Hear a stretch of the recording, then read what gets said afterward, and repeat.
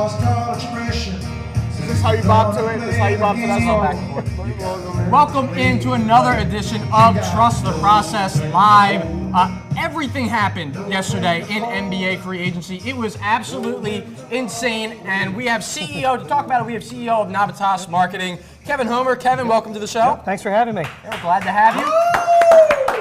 But we're going to have to get into some Sixers because a lot went down. We'll start off with Mr. Big Al Horford, from foe to friend. We'll start off with ET. What does Al Horford add to this team? A veteran guy who can play the 30 or 40 games a year that Embiid will miss. A guy who's going to slow down your offense tremendously, but give you a little bit better floor spacing, and a body that can get down there and help rebound. Because, I mean, when you got Embiid at the 3, who's down there to help get boards? So that's what you'll get from him. I question a 4-year contract on a guy that's 33. You'd have been better suited for a 2-year with an option for a 3rd, but I guess they felt like they had to get him for it to make sense.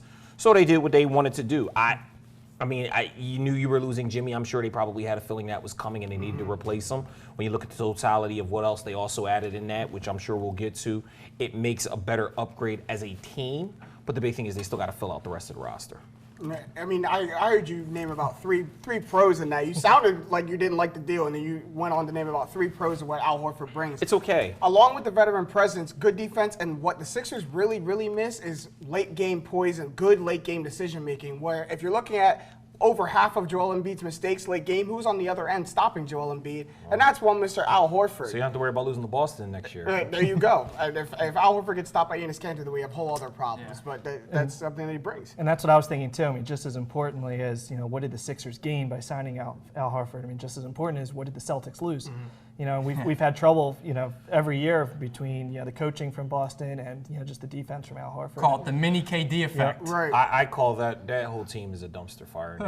The Celtics. Oh. I mean, they get Kemba, which is okay. I mean, he's basically Kyrie-esque, but losing Rozier, losing Horford, not hitting on AD, not getting any of the big free agents that everybody else was pining for.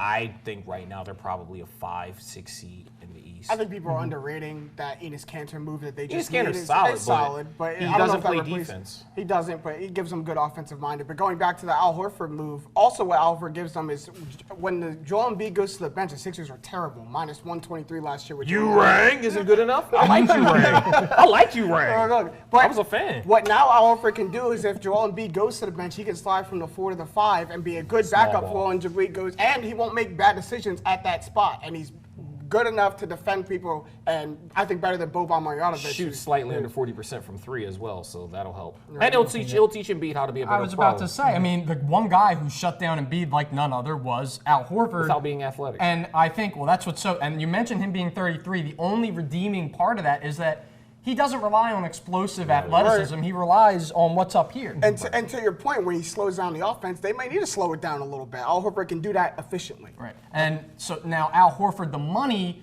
for Al Horford came from the absence of Jimmy Butler, sent to Miami in a sign and trade, which netted the Sixers Josh Richardson in return.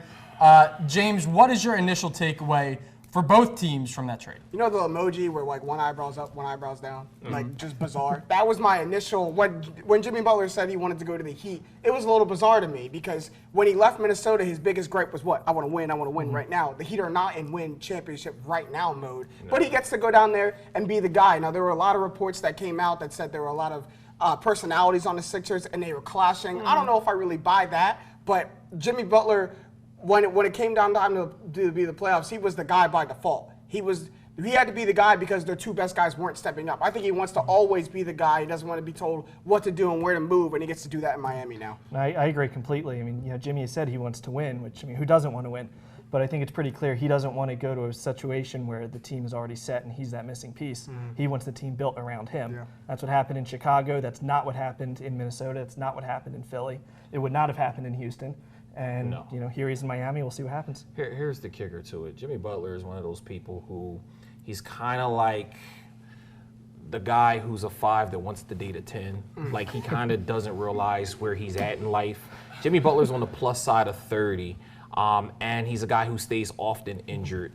He's a very good player, but he's not a top-tier superstar. I don't even go as far as to call him a slightly better than average star. Like, he's a good player. Is he an all-star, though? He's an all-star, but it's situation specific, because in order for him to get his numbers, he also has to be a machine gun.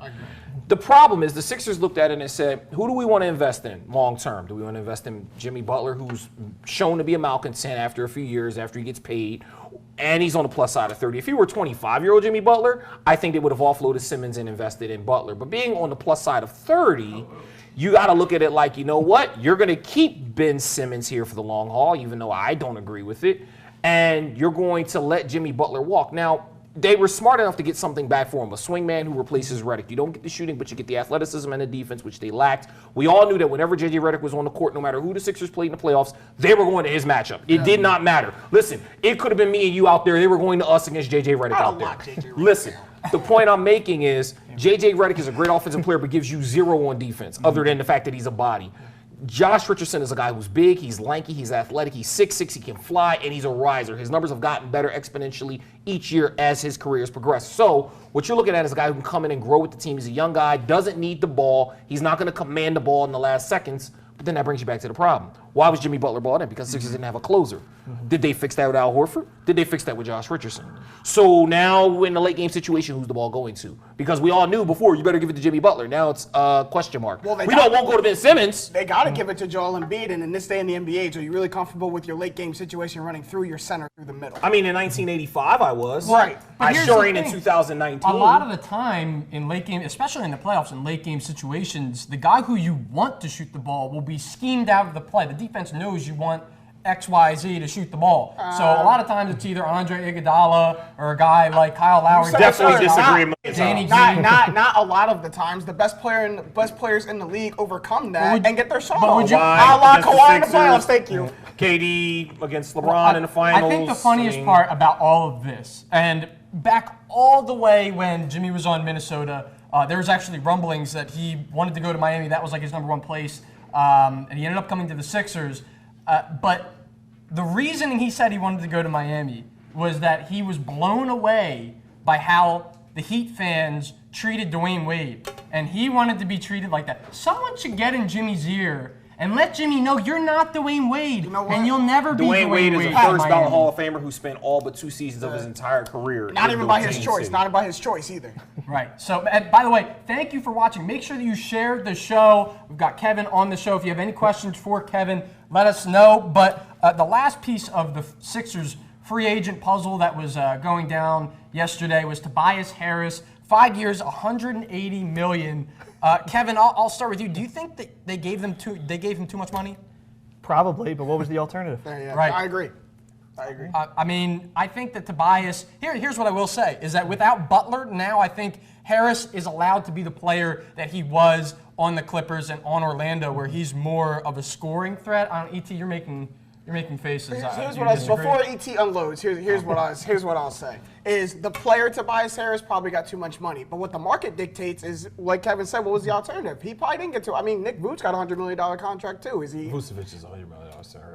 He's a $100 million center. You think He's so? a quality big man. He's top. But Tobias Harris at his best is a quality player, a very, very good player. Very good player. And before he got to the Sixers, was one of the best three-point shooters in the league last year. It's just about him finding his right role on the Sixers. And I think without Jimmy Butler, as Jay pointed out earlier, he gets to that role much better. Now he's the best perimeter player that the Sixers have right now in their starting lineup. So I think as he gets more integrated in the offense, as they start running plays for Tobias Harris specifically and not Jimmy Butler, then Tobias Harris gets a shot more early and more often.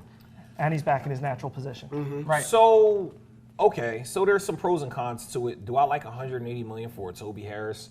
No. The Sixers were in the driver's seat. They had his rights. They could offer him more money than anybody else and tack an extra year on.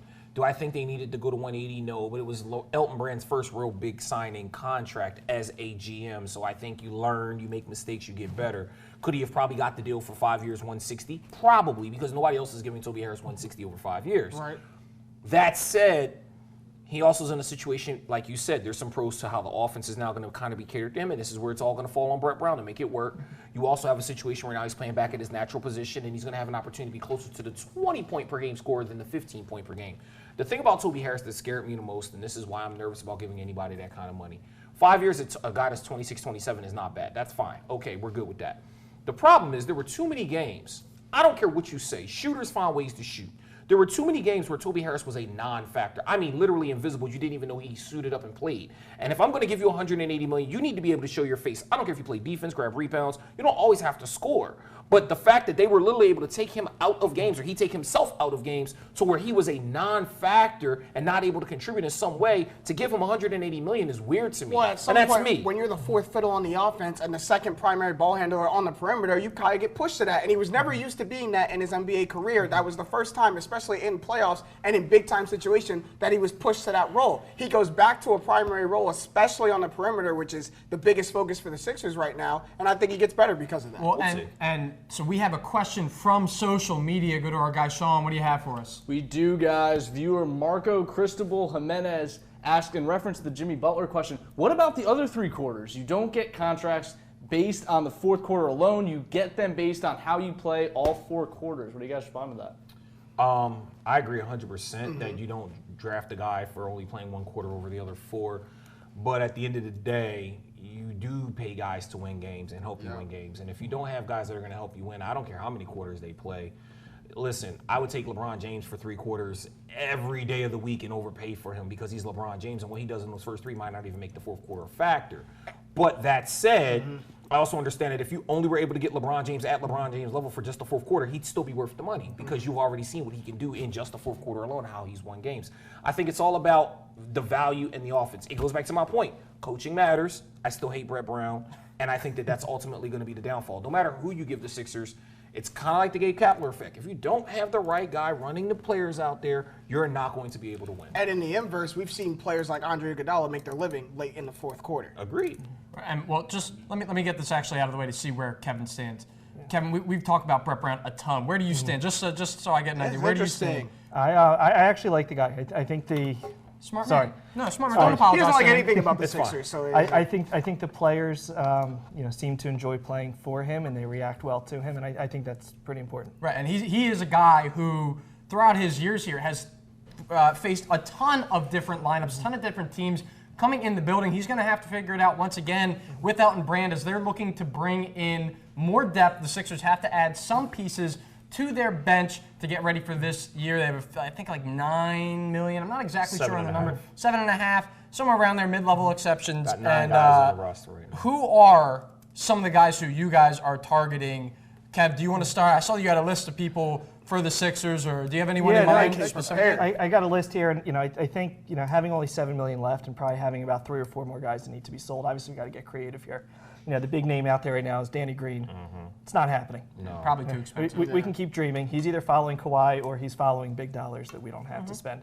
So I think we got to get a little creative here. Some names that I wrote down. I think Jabari Parker it's is a name good I said, option. almost laughed at I think for it's a low risk, high reward opportunity. Stays hurt. Stanley Johnson's another player who had some great tenacious Solid defense wing. in Detroit. Can shoot the 3 a little bit. Again, I think bit. probably a low dollar option. Corey Joseph, I think, would be the perfect point guard off the bench. That for is us. a good backup guard. That's definitely a big need Definitely that we upgrade still over have. my man T.J. McConnell. Just for reference, James thinks he can beat TJ one-on-one. I don't think that. I know that, Kevin. Okay. Anyway, but to We'll talk about that later. Yeah, to piggyback off your point Some guys about do drugs on this about a solid backup point guard. I was looking at the role of maybe a Quinn Cook, Pat McCall, Tyus Jones, especially Quinn Cook and Pat McCall, who have been part of championship teams before in a backup role and know how to not play outside of themselves when they come off the bench, because that's huge. When you saw Marc Gasol and players like that go to the Raptors, they were asked to play within themselves. Man, Van Fleet was a beast. Yeah, he but- played within his role and he hit big shots. And ended up with a 24-piece in the most crucial game, in the clinch-out game in the finals. So you get someone like that, Quinn Cook, Pat McCall, someone who's been part of that and knows what to do when to step in and not hinder the team but aid the team off the bench. That's something the Sixers need, especially in the backup guard role. Yeah, and we have another question from social media. Sean, what do you got? We actually got some breaking news, guys. Kevin Looney is returning to the Warriors on a 3-year, $15 million deal. So Pretty low money for the guy. I was expecting a lot more. I don't know about you guys. He was a guy who I think Boston was looking at, and then once their interests obviously dwindled with the Cantor signing. Kevon Looney, James, you and I watched the finals. played injured. I'm he on played record that he should never touch the basketball in the fourth quarter. Like, you remember the whole Stephen A skit that SNL did?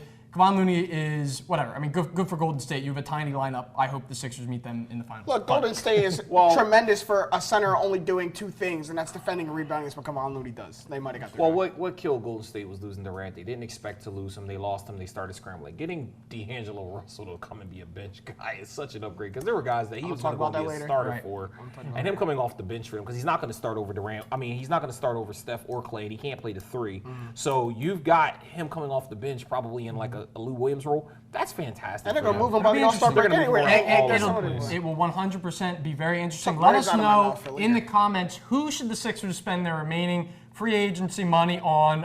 If there's a guy out there on the market, let us know. But moving, not Jamal Crawford. He's 57 years old. Moving right along, Charles Barkley went on 97.5 The Fanatic, and when asked by Mike Missinelli if he thought the Sixers were a title favorite, he said absolutely. I saw him on First Take. He also reiterated this on First Take to Stephen A. as well. What do you guys think about that? I'm pretty sure Charles Barkley, the same person, also said the Portland Trail Blazers are going to be in NBA Finals. So I take his opinion with a grain of salt. I love Charles. I love his commentary. He's a funny guy. He speaks from the hip. He's funny. But when it comes to his basketball acumen and knowledge, sometimes I think he's just literally shooting from the hip. He's not basing it off of anything.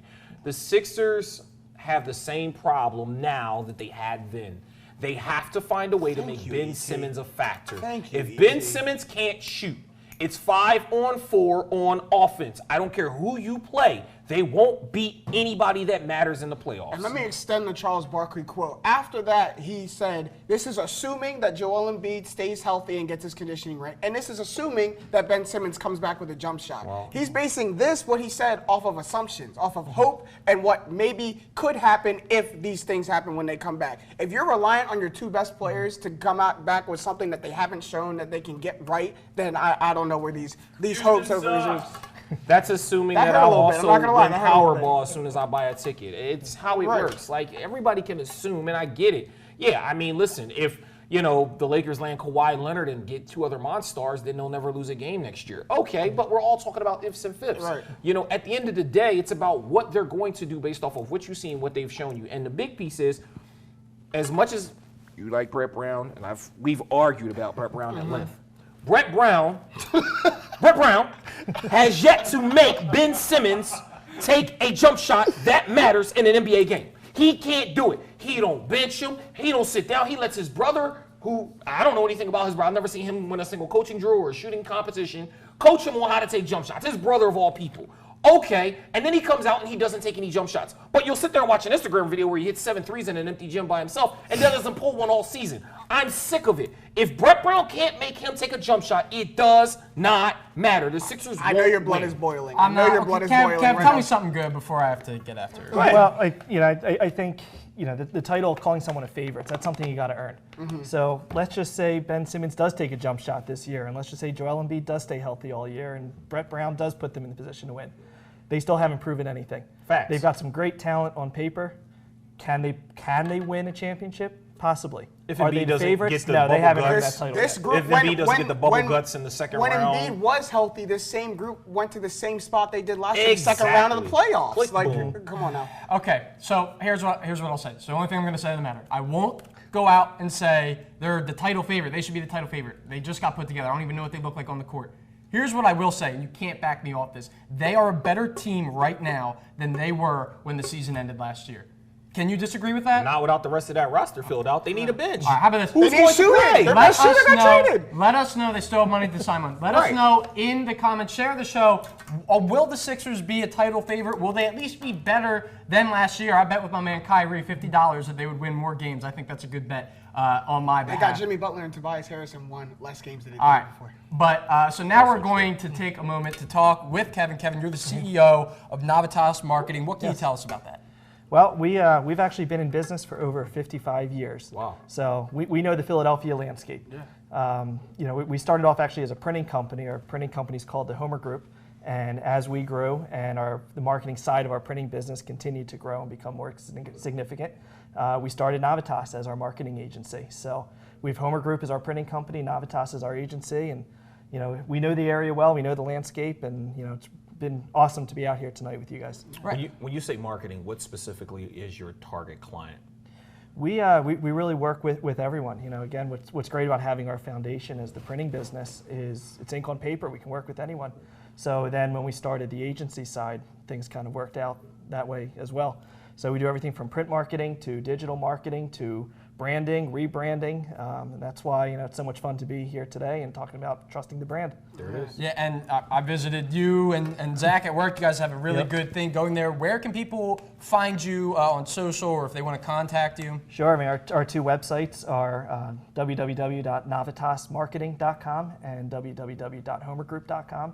And social media at Homer Group and at Navitas MKTG. Nice. There you have it. Navitas got a lot of good things going for them. Another entity that has a lot of good things going for them as we enter rapid fire now, guys, is the NBA. The buzz that was generated by free agency has me saying the NBA is now the best league out of all major 4 sports. E.T., go ahead and tell me why I'm right. Over football? Yes. I mean, if you're talking soccer, Organization, I got to encompass the organization with it too, not just the on-field product. Is the NBA the best league? You say no? No. And here's why.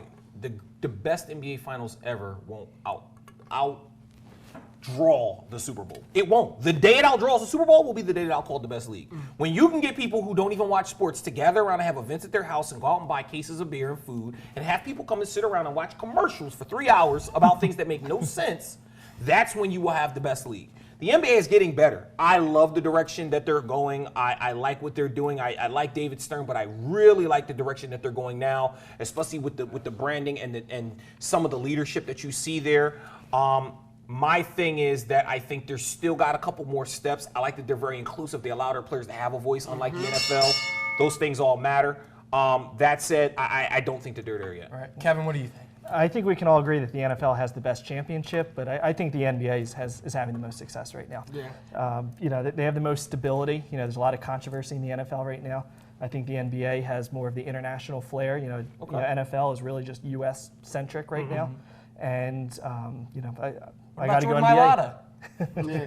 No, to piggyback off Kevin's point, the NBA is expanding globally, and it's not just having players coming overseas and playing in the NBA. They're doing things like sending a group to Africa and playing an international game there. They have different stuff like that. And also, I've never seen anything, and Jake alluded to it earlier, anything like what happened on Friday with NBA free agency when it kicked off on social media. To be in the off season of a league and have a league dominate for 24 to 36 to 48 hours like the NBA did on social media, the NFL has never done that before. And I don't think that the way they try to stay off of social media and keep you to only seeing their product on the TV, I don't think the NFL will be able to do that. Right. And to the folks on social media, make sure you share the show and let us know, is the NBA overtaking or have they already overtaken the NFL or another league as the best league in America? But next, and this one also a little incendiary, with the Nets having the best free agency probably out of anyone, sans the Lakers if they get Kawhi. All right.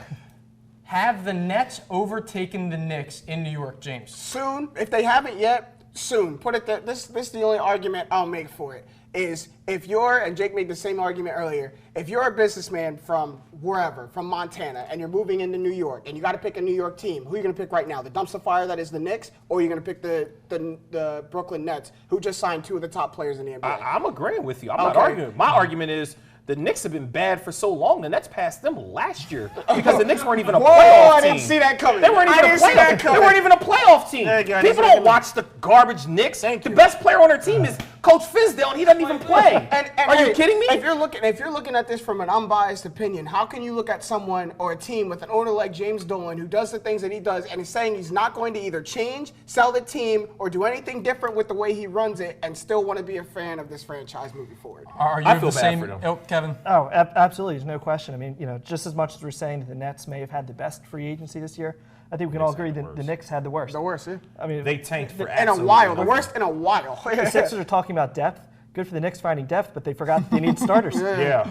Their They best traded player, away their one son. their best signing is Julius Randle. So let me just tell you how hard our executive producer, Zach James, got after me for alluding that the Nets may have overtaken the Knicks. This is a clean sweep up here. All four of us agree the Nets are the king of the roost. Outside of being in the Garden, there's really no draw to the Knicks right now. Yeah, hey, Spike Lee, true. Well, if you he wanna can move go me. and cry. Stephen A. as well, be really He's been upset. boo-hooing. That's the most exciting things going on for the Knicks. But we mentioned the Nets. Other than the Nets, guys, who were the biggest winners in free agency? Don't let ET go. Don't let ET Kevin, go. Kevin, how about you? Kevin, you can start. I actually love what the Utah Jazz are doing. Yeah. I think, as they see the kings of the West are finally starting to stumble, Utah made some awesome moves, bringing on Mike Conley Jr. and a couple other guys, and I think they really set themselves up well for the next couple Interesting years. that you say the kings of the West are starting to stumble. You mean the Warriors by that? Of course, I think yeah. the Warriors might have had one of the best free agencies in the league, and I'll tell you why. They did lose Kevin Durant. That's the best player on earth. They knew they were going to lose him. He said mid-season when he came out of the huddle, "This is why I'm gone." They knew, and Draymond Green dared him to leave. The whole team knew he was going to leave. So nothing happened. But what they did is they retained Klay Thompson. There was a chance that Klay Thompson was going to leave, but there was a chance, and they retained him, and they got back to the same team, the same core that won them 73 games. And a championship against a weak Cleveland Cavaliers team. And by the way, that 73-win team didn't win the finals. I like the Warriors, but here's where I will go. I can't give them best free agency. How not? They got D'Angelo Russell to come off the bench now, and by the All-Star break, they'll move him for probably another good player to aid them on another championship. That's all well and great, but anytime that you get two of the best 5 players in the world on the same roster, there's no way after everybody was laughing, calling you the laughing stock of the NBA, just literally 2 months ago, that all of a sudden you didn't have the best free agency when you add a guy like Anthony Davis. Listen, that roster is going to fill out because they're going to add Carmelo. That was they're a gonna add all trade. these. That was a trade, It too, doesn't not free agency. matter. They still had to get them to do the kicker option and all that other stuff, and now they freed up all this money. They're going to bring more guys in. And I'm telling you now, bold prediction, and I know it's coming up, but I predict that they're going to make one more huge move that's going to stun everybody and literally make them the Golden State Warriors of the next 3 seasons. And what's that, ET? Oh, the guy who just won Finals MVP, Mr. Kawhi Leonard, is going to go play in LA. And Tell me, let me play the role of Jake. Tell me why Kawhi Leonard chooses the Lakers over his available options right now. It's the next question, but I'll jump ahead. I'll make it easy for you. So the reason that he's going to do this is because Kawhi Leonard realizes, hey, listen, it's about legacy at this point. He's already proven he can win and carry a team by himself. He's already got 2 Finals MVP, one with the Spurs, one with the Raptors. If he goes and wins a Finals with another team, a third team, because by the way, as great as LeBron is at this point, I don't think on a team with LeBron, AD, and Kawhi that LeBron is going to win the MVP, and I don't think AD. I think the game-winning shots are going to go to Kawhi Leonard because he's proven he can hit them. At that point now, he gets 3 MVPs, Finals MVPs with 3 different teams.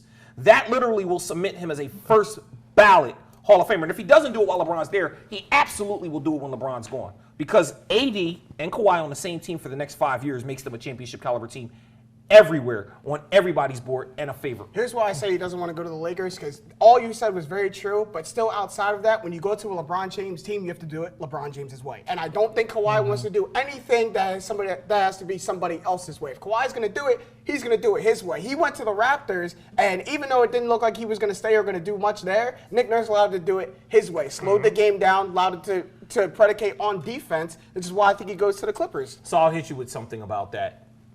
Kawhi Leonard wants to win, okay? He's an verbal guy. He isn't a verbal guy. He doesn't get out there and scream it at the top of his lungs, but he wants to win. The Clippers are a good team. You put Kawhi Leonard with the Clippers with nothing else because all the bigger players are already gone. How good are the Clippers, honestly? That team, without Kawhi Leonard, the same exact team took the Golden State Warriors to 6 games in the first round of the playoffs. Put Kawhi on that team, you don't tell me they don't win. How many games did the Sixers have to go against the Nets in the first round? It doesn't matter. At the end of the day, they were sitting at home when they got to the finals. So your Lakers, obviously. Your Clippers. Kevin, break the tie for me. I think he's actually staying in Toronto. Oh, there so we don't break the tie. All over the place. We did not. I think the West is strong, and Kawhi's seeing the West get stronger and stronger and stronger, and I think his best chance to win right now, outside of the Lakers, where he will be vilified, I think, if he ends up joining that super team. I think his best chance is in Toronto. That's you know what I agree. If it's not the Lakers, it's going to be Toronto. But can you, and this is, I guess, just me, and maybe not coming from Kawhi Leonard's point of view, can you expect to get the same Kyle Lowry production that you got in the playoffs 2 years in a row? I wouldn't bank on that. I don't know if I would either, but I think the longer, everyone thought he was going to the Clippers, his hometown. And I think the longer that we go without them getting him, Yeah. the less of a chance there is that they're going to get him. Well, he's meeting with them this week, and the meetings are early in Toronto. This is the last But if meeting. they sign him, what are they getting with him? Who, the That's Clippers? it, yeah. That's what I'm saying. And I think that if the Clippers had been able to already land another re-signed who player, they wanted to they would have been re-sign. good. Right. The fact they didn't get anybody else hurts them tremendously. So let us know in the comments. Share the show so your friends can see it as well. And you tell us, where is Kawhi going? The last shoe to drop in NBA free agency. But now it is time for the social media question of the week. Sean, hit us with it. And quickly before we get to that, I just want to say, the show's obviously sponsored by Navitas today, but it's also sponsored by Jake's Knees. Go ahead and give that a look. When you get the reverse angle going. Our social Fashion media forward. Our social media question of the week. Al Horford has been a Sixers killer for years. Who is the biggest Philly killer turned teammate on this list? Is it Al Horford to the Sixers, Bryce Harper to the Phillies, Deshaun Jackson to the Eagles, or Yamir Yager to the Flyers? Is anyone going to choose Yamir Yager up here? Yes, He was he's like- the answer. He was 57 years old when he came to the Flyers. He was Absolutely good though not. with Giroux on that line, bro. He got the best out of Giroux that anyone that I've ever seen. I know that you guys. That's right, because they were in the Chinese. Stanley Cup Speaking Finals. Mandarin They were right in the now. Stanley Cup Finals that year. You're right. Carry on. Well, Go ahead. I think it's Yager. What do you guys think? I'm actually going Al Horford. I know he doesn't have the largest star power, but I think he had the biggest impact against us.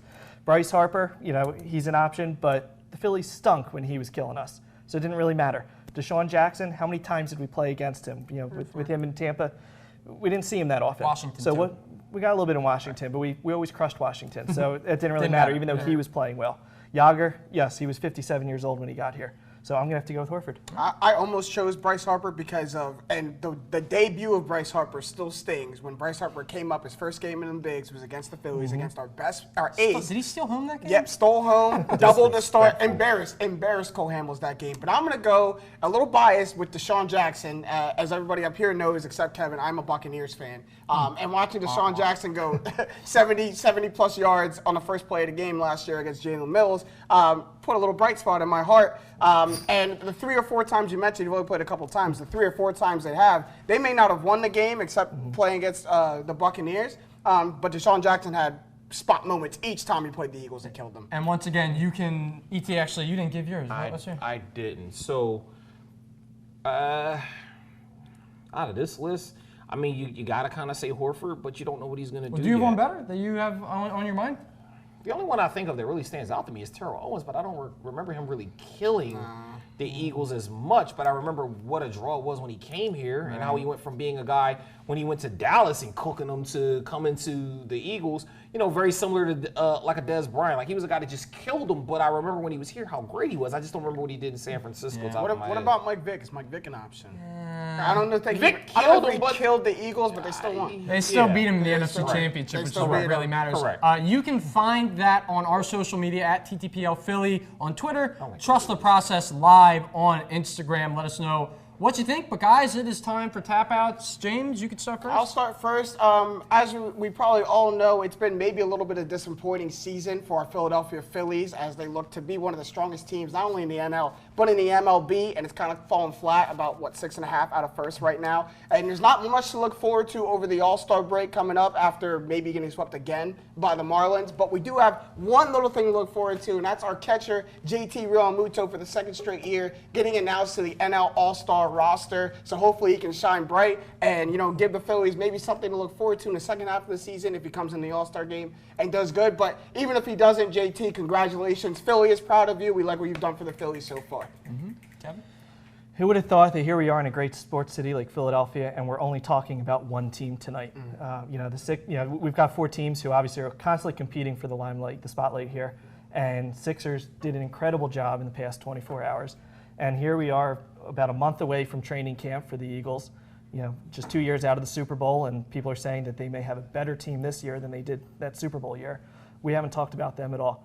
Phillies, we just went through an off season of spending stupid money, and we're not talking about them. Flyers, I'm not sure what they're doing, but today actually opened free agency for the NHL Right, also. yeah, I saw some and news. surprisingly, sadly, we have nothing to talk about. But who would have thought we've got 4 incredible teams in this huge market, and we're only talking about one. Yeah, well, soon to come in the summer. But E.T., what do you got? So on this week's edition of TV with ET, listen, shows that you definitely want to get out to see. If you haven't seen it yet, catch up on City on the Hill. It's a show based out of Boston.